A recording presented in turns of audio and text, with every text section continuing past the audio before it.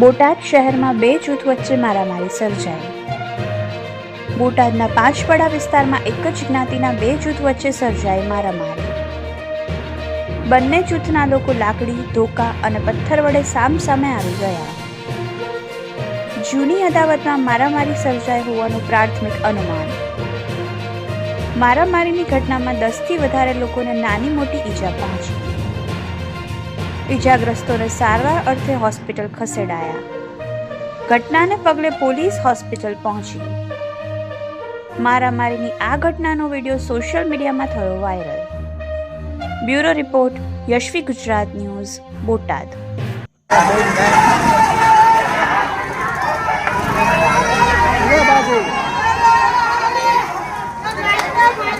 phone कर आमा छोड़ा भाई